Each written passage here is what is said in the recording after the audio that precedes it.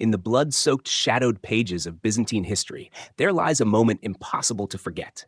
A moment that forces us to confront a terrifying question. How far can a mother go to hold on to power? It is said that on an August day in the year 797, inside the resplendent palace of Constantinople, the doors were shut, the heavy curtains drawn, and in the darkness, a young emperor was blinded by order of his own mother. That emperor was Constantine VI. That mother was Irene, a woman who had once been an obscure orphan, who rose to the throne by a path no one could have predicted, and who ultimately became one of the most fearsome figures in Byzantine history. Irene did not kill her son with sword or spear. She did not let his blood stain the marble floors of the palace. Instead, she chose a punishment far more dreadful than death itself. She robbed him of sight, stripped him of his future, and extinguished the last hope of a young ruler, so that she herself might take the throne. It was not merely a crime, it was a declaration. It proclaimed that motherhood, morality, even the very image of an empire could be torn apart and discarded, all for the sake of ambition. History is full of tyrant kings, of ambitious queens, of scheming empresses. But Irene was something different. She was not only a woman who dared to challenge a male-dominated order, she was a mother who turned her own child into a sacrifice for power. She was at once a victim of her age and the manipulator of it. She was the living paradox of maternal love and imperial might, where affection twisted into ambition, and the throne became a coffin for what remained of her family. And it is here that Irene's story becomes both mesmerizing and horrifying. For it is not merely the tale of an empire that crumbled 1,000 years ago. It is a question that echoes through time, into our present and future. When power becomes absolute, what remains sacred? When a mother can blind her son for the throne, what limits of morality are left for us to trust? This is not simply the story of a Byzantine empress. It is the story of the darkness hidden within human ambition. And Irene, Empress of Byzantium, was its embodiment. If you want a story that captures the Byzantine world at its core, where thrones were bought with blood and guarded with betrayal, Irene is the perfect beginning.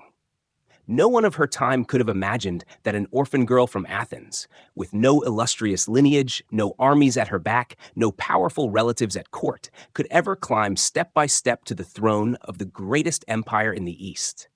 Yet it was precisely this impossibility that made Irene dangerous. In a court where power was rooted in tradition, dynasty, and inheritance, Irene was an outsider. And an outsider who wished to survive had to learn how to bite back. 8th century Athens was no longer the city of Pericles and Socrates. The former beacon of Greek civilization had faded into the shadow of Constantinople, the resplendent capital of Byzantium. Yet even in its obscurity, Athens produced Irene, a young woman raised in the Orthodox faith, carrying both the pride of her Hellenic past and a rare political instinct seldom seen in women of her age. People said she was beautiful, and in the ruthless arena of political marriages, beauty was a kind of currency, one powerful enough to change the course of a life. No one knows exactly how Irene caught the eye of Emperor Constantine V. Some Byzantine sources suggest that the emperor himself chose her as wife for his son, Prince Leo, the future Leo IV. The choice was unusual. Irene came from no noble family that could boost the prestige of the dynasty. Was her beauty enough to outweigh politics? Or did the church play a hidden hand, hoping to see a future empress sympathetic to the veneration of holy icons rather than their destruction? We cannot be certain. But what is clear is that Irene did not enter the palace as a docile bride. She carried with her something many powerful men lacked: the unyielding determination to survive at any cost. When she set foot in the palaces of Constantinople, Irene entered an alien world where every glance was watchful and every smile masked intrigue. This was not only the heart of an empire stretching from the Balkans to Asia Minor, but also the battlefield of faith itself. Byzantium at the time was tearing itself apart in the bloody conflict of iconoclasm, the movement to ban and destroy holy images. Emperor Constantine V, Irene's father-in-law, was a fanatical iconoclast. He ordered icons destroyed, imprisoned monks, and branded defenders of sacred images as traitors. In such a climate, Irene, rumored to sympathize with the iconophiles, was a dangerous presence, but she kept her beliefs veiled in composure, waiting for the right moment. When Leo IV ascended the throne, Irene became empress. But this was no fairy tale where a woman lived in glory and bliss. Leo IV, known as Leo the Khazar after his mother's origins, was frail in health, plagued by tuberculosis. He upheld his father's iconoclast policies, deepening divisions at court. Irene bore him a son, Constantine VI, heir to the throne. The child was Irene's bond to power, but also the sword hanging above her. For if Leo died young, she would be left to guard the throne of a boy still in childhood. And in Byzantium, a child emperor was nothing more than prey for ambitious men. Fate allowed her little time. After only 5 years on the throne, Leo IV died, leaving behind a widow and a son not yet 10. Irene now carried a new title, regent. It was the moment that would define her entire life. A woman, an outsider from Athens, now ruled an empire. Before her lay a Constantinople in turmoil, nobles splitting into factions, the army eager to interfere, and the church torn apart by theological strife. In this crucible, Irene became the very embodiment of Byzantine paradox, a mother who had to protect her son's crown and her own at the same time. Every decision she made could be seen through two lenses: maternal devotion or raw ambition. When she crushed a rebellion, was it to keep Constantine VI safe or to secure her own authority? When she chose sides in the religious war, was it faith that guided her or political calculation? Irene walked through a world where every act was met with suspicion. And from that suspicion, the seeds of tragedy began to sprout. If Irene first entered the palace with the cautious steps of an outsider, then once she became regent, there was no longer any room to retreat. The Byzantine Empire at that moment resembled a wounded giant, trembling from its religious and political fractures. Anyone who tried to ride this beast risked being crushed in an instant of miscalculation. And yet Irene, a widow from Athens, a lone mother surrounded by a sea of ambitious men, chose not the path of defense, but of attack. Her first challenge came from the army itself, that ever-restless force that had long believed the throne to be their personal possession. They had toppled emperors in the span of a single morning's mutiny, and now they were expected to bow to a woman, a humiliation in the eyes of Byzantine militarism. Many generals whispered that young Constantine VI, despite being a mere child, was still the more legitimate ruler compared to his mother.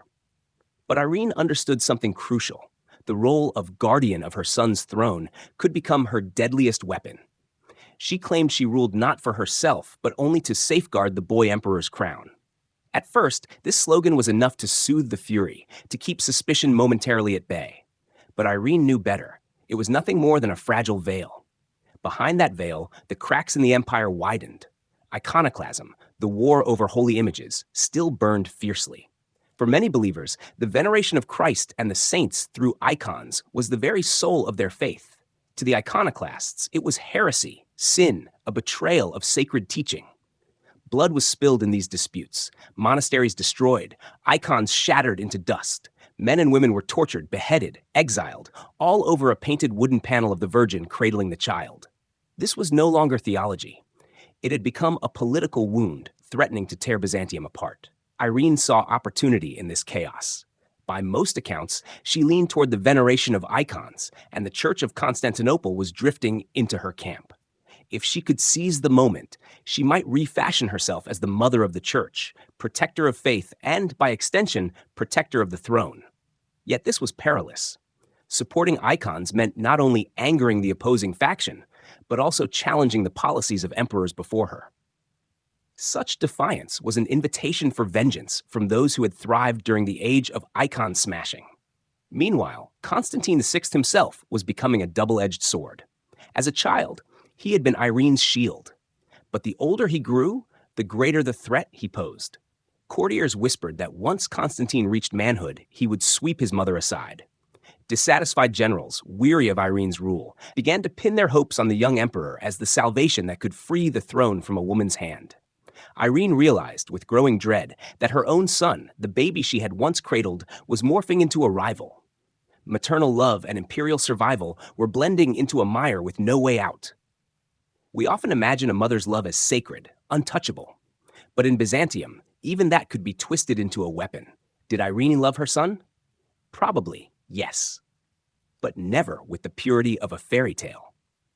Her love was always tinged with calculation.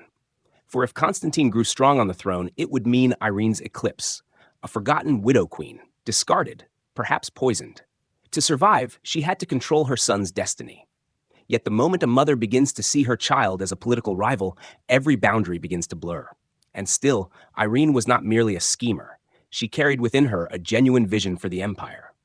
Unlike many rulers before her, who cared only for the army or religious dominance, she understood that Byzantium needed a new equilibrium between East and West, between church and state, between violence and spiritual unity. She longed to steer the empire out of the shadow of iconoclast fury and restore stability to a fractured Constantinople. But to do that, she needed to stand at the very top, to wield absolute power, not as the regent mother behind the throne, but as sovereign herself. Here lies the tragic paradox at the heart of her story.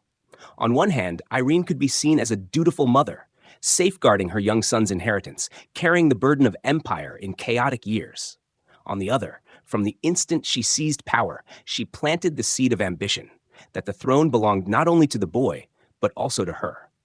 Every decision, every alliance, every plot she wove was trapped in the same hesitation. Was it for her son or for herself? Byzantium was a land of paradoxes, where one could be victim and executioner, mother and betrayer, all at once. Irene walked that path of contradiction, and it shaped the whole of her life. For once the road was taken, there was no turning back.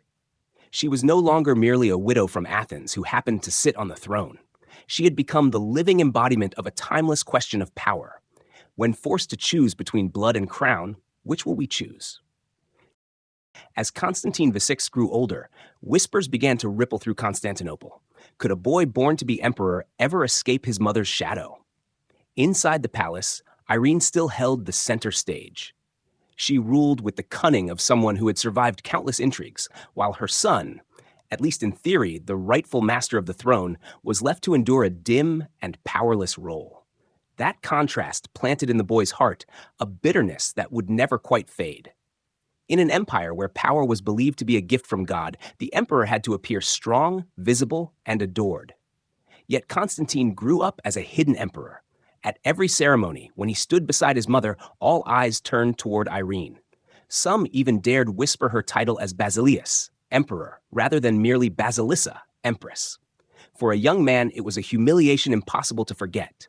The throne was his by right, yet all the light fell upon someone else. The Byzantine court quickly split into two camps. On one side stood Irene's loyalists, civil officials, clergy, and noble families who had profited from her policies. They believed she was the source of stability, the only one wise enough to steer the empire's fragile ship.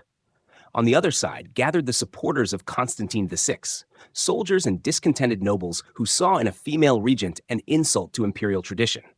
To them, Constantine, young and untested as he was, remained the only legitimate choice. As he matured, Constantine grew restless. He began testing his authority, straining to break free from his mother's shadow. But Irene did not yield easily. Around herself, she wove a network of loyal courtiers and eunuchs, ready to smother any attempt at independence.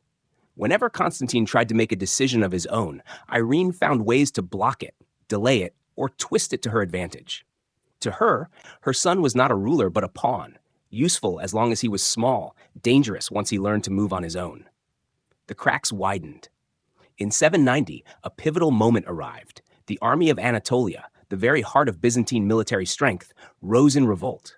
They declared the regency over, proclaiming Constantine VI of age to rule on his own. This rebellion was more than a challenge to Irene. It was a warning. The army's patience had run dry. They would not bow to a woman any longer. For a brief moment, it seemed Irene would lose everything. The army hailed Constantine, and support for him surged like a rising tide. But Irene was not one to collapse. She staged a strategic retreat, stepping back from the throne and allowing her son to rule as an independent emperor. Yet her concession was only a mask. She watched, she waited, and she prepared for Constantine to falter. And falter he did. The young emperor lacked both experience and the ability to bind men's loyalty. Rash decisions and impatient moves eroded the fragile support he had gained. The army, once desperate for him to lead, soon realized he was not the strong figure they had imagined. One misstep at a time, Irene returned to the center of power, turning each of his failures into proof of her necessity. Here we see Irene's deadliest game. She did not need to attack Constantine outright. She let him expose his weakness, then quietly deepened the wound.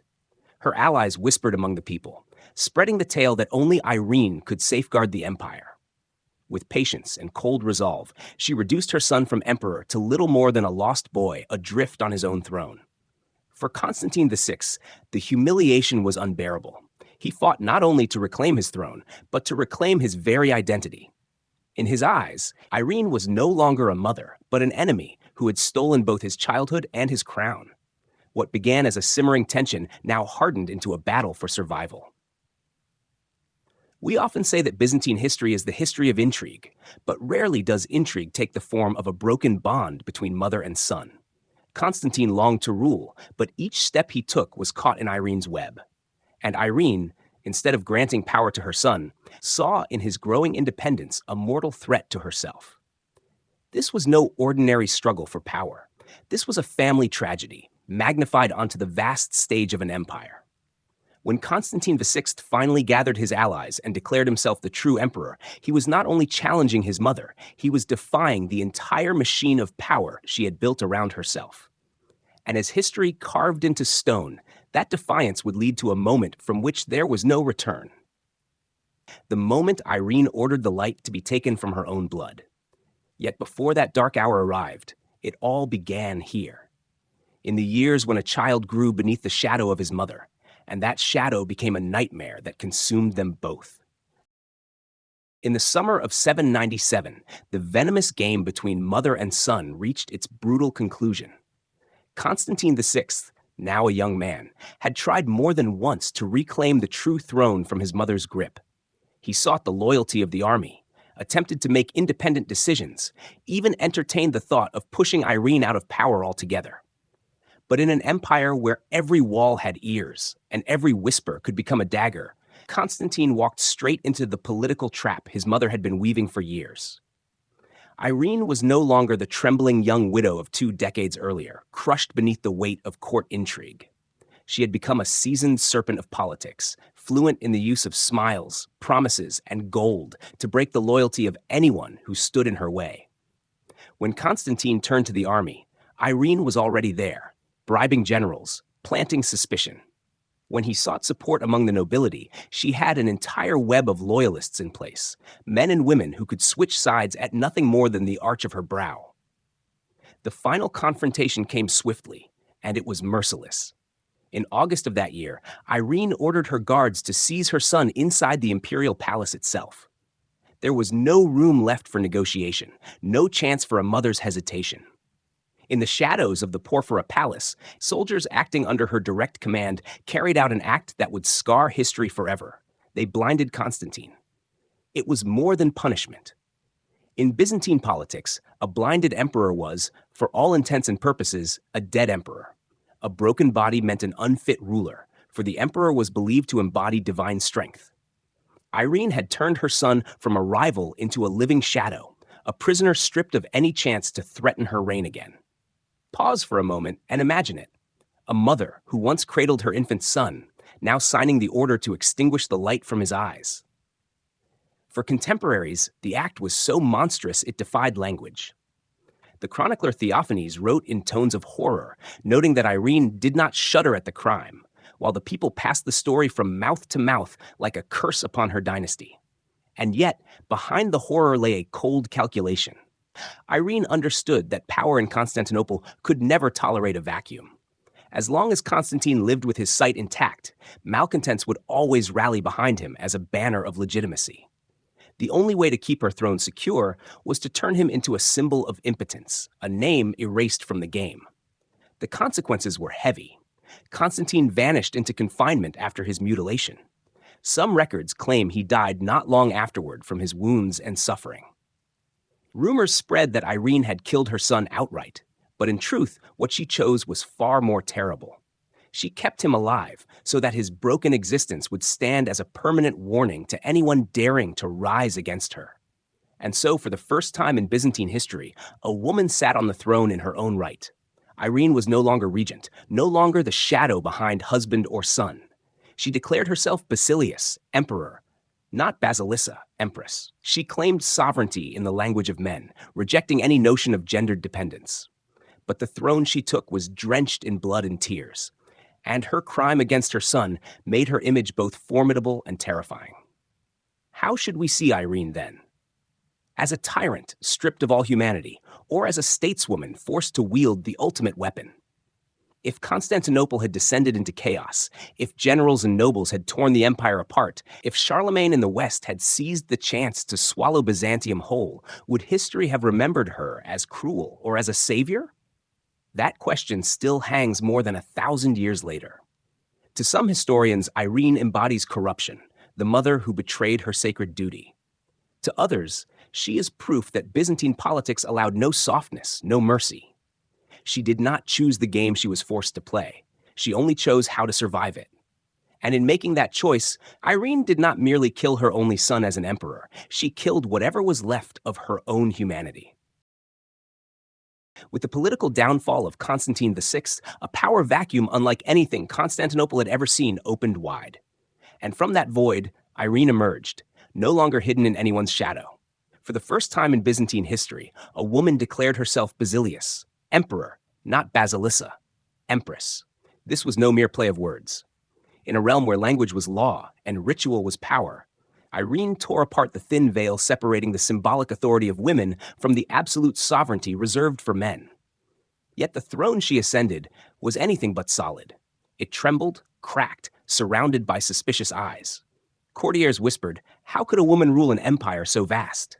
Generals shook their heads, many mourning Constantine, or at least pretending to mourn him, eager to appear unsullied.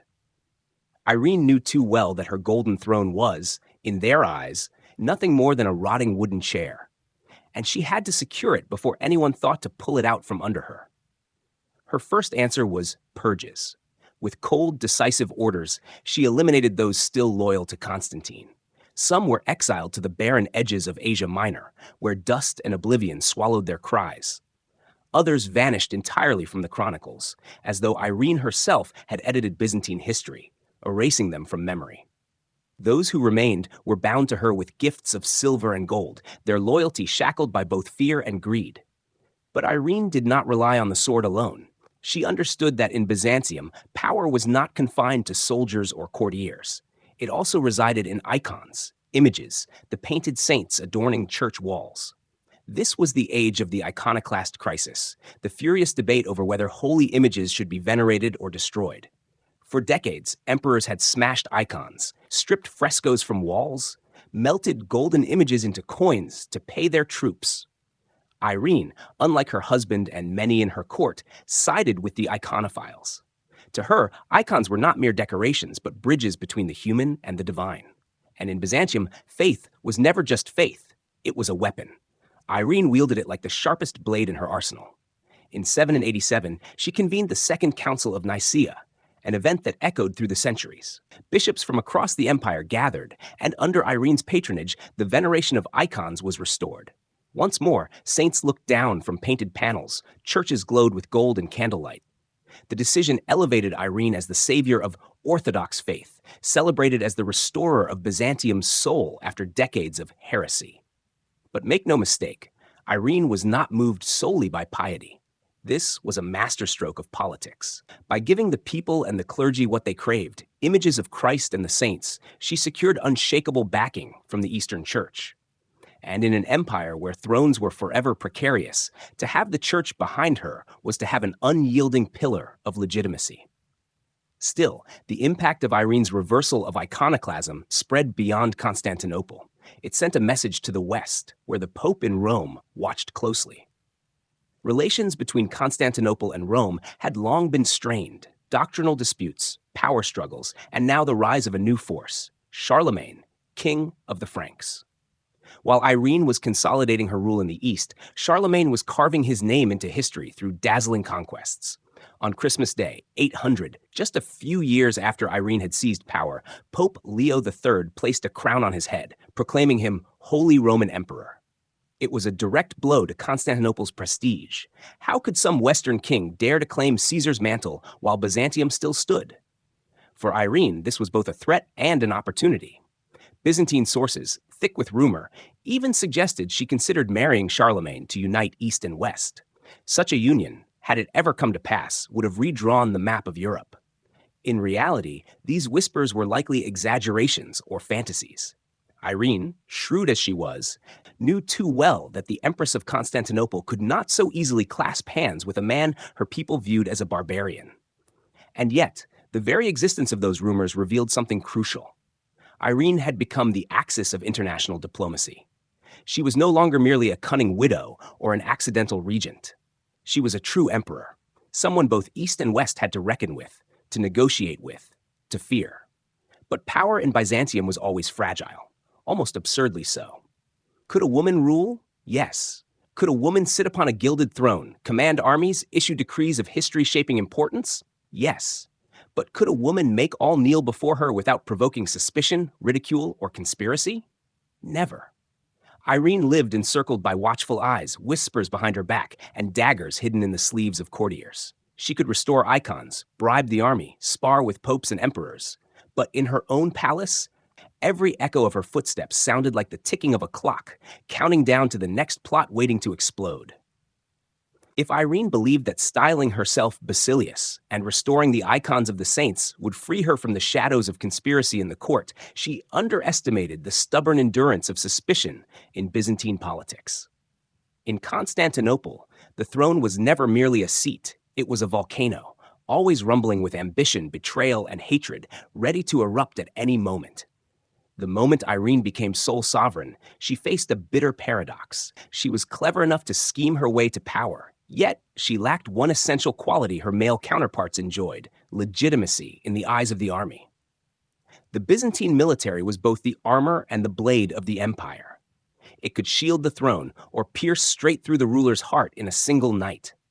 And to them, a woman as emperor was not just an anomaly, but an affront. Irene understood this and tried to patch the wound with gold and promises. She granted estates to generals, allowed them into privileges once reserved for the aristocracy. Yet loyalty bought with coin lasts only as long as the treasury is full. And in an empire constantly shaken by wars against the Arabs to the east and the Slavs and Bulgars to the north, the coffers soon ran dry. To make matters worse, Irene found herself entangled in the delicate chess game of diplomacy with Charlemagne. When he accepted the crown of Roman emperor from Pope Leo III, Europe now had two emperors, one in the west, one in Constantinople. Each claimed to be the rightful heir of Rome, each denying the other's legitimacy. In Rome, the Pope regarded Irene with a cold, skeptical eye. A woman on the throne who had blinded her own son, could such a figure ever serve as a trustworthy political partner? To Charlemagne, Irene was both opportunity and obstacle. An opportunity because should he ally with her, or even marry her, the vision of a united East-West empire might take shape. But she was also a hindrance, because her very existence undermined his own claim to Rome. And so the rumors multiplied, twisting and growing as only they could in Byzantium. Some whispered that Irene and Charlemagne were preparing to wed. Others claimed she sent envoys west to negotiate an eternal alliance. Still others believed it was all a performance, a deliberate illusion she let spread to unnerve her enemies and keep allies cautious. The truth no one could pin down. But one thing was certain. Irene had become a pivot point, not only of her own court, but of the entire European order. At home, however, her grip was weakening. Rebellions sprouted like weeds after rain. Officials murmured among themselves that the empire cannot endure a woman on the throne for much longer. Some mocked her openly, dismissing her as a permanent regent masquerading as emperor. To many, Irene could never truly be a Basilius, no matter how many decrees bore her name. Isolated, she watched former allies drift away. Oaths of loyalty turned into sidelong glances. Reverence for her as the restorer of icons faded beneath economic strain, military setbacks, and the growing discontent of the soldiers. The empire she struggled to hold together was beginning to crack from within. But perhaps Irene's greatest vulnerability was not in the palace or on the battlefield. It was in her very identity, a woman who dared to seize the throne. In a world where rulership was entwined with the image of manhood, she could only exist as a paradox, feared yet despised, praised as the savior of faith, yet cursed as the betrayer of blood. The height of her reign, when she sat on the throne, when the entire empire was forced to call her emperor, was also the beginning of an irreversible fracture. Each step, each decision was like treading on thin ice. She could see her reflection gleaming in triumph, but beneath it, the black waters of treachery were waiting to swallow her whole. In Byzantine history, no throne was ever secure. But for Irene, it trembled not only under plots and conspiracies, but under the simple, brutal truth that she was never allowed to be herself. She had to pretend to be a man, sign decrees with a masculine title, wear the emperor's robes. Yet she was constantly reminded that, to many, she was still nothing more than a woman, someone who, by her very sex, had no right to steer the fate of an empire. That was Irene's greatest tragedy. To survive, she had to deny a part of herself. To rule, she had to sacrifice what was most sacred, even her own son. And when the light of her power shone brightest, the shadows of doubt were already at her side, ready to drag her into the abyss. When a woman defies every rule of her age, she is remembered either as a savior or cursed as a traitor. Irene, after all her years of clinging to a throne in an empire long accustomed only to emperors, reached an irreversible turning point. The power she had defended with cunning, with blood, and with the sacrifice of her only son now became chains coiled around her own feet. She had kept the throne, yes, but with every passing day that crown grew heavier. Heavier than hatred, heavier than suspicion, heavier even than the whispers that echoed through the shadows of the palace. The Byzantine court had always been infamous for intrigues woven like a spider's web. Yet in Irene's final years, that web grew so thick, so suffocating, it threatened to smother her entirely. After Constantine VI was blinded, she seized absolute power. But the raw truth was this: she was never seen as a true emperor. The nobility whispered that her throne was soaked in the blood of betrayal, the clergy fractured in their loyalty, and the army, the single most vital pillar, grew restless under a woman they judged weak before foreign threats and obsessed with controlling her own court. Irene could not lean on the bonds of motherhood, nor on the weight of royal tradition. Her only footing was that of someone who had gone too far to ever turn back. The bitter irony was that Irene had achieved real triumphs. She restored the veneration of icons, breathing life back into the Eastern Church after the nightmare of iconoclasm. She placed Constantinople at the very heart of Christian theology and art, preserving everything that made Byzantium distinct from a West rising under Charlemagne. But these victories, in the eyes of many contemporaries, could never erase the stain of a mother who had destroyed her son to secure her rule. That shadow grew larger and larger until it swallowed the very legitimacy of her reign. In the years that followed, Irene became more isolated than ever. Once loyal allies shifted sides in an instant. Protégés she had elevated began betting on a future without her. In Constantinople, rumors spread that the empress was old, blinded by ambition, no longer capable of steering the empire. Plots sprouted like weeds after rain.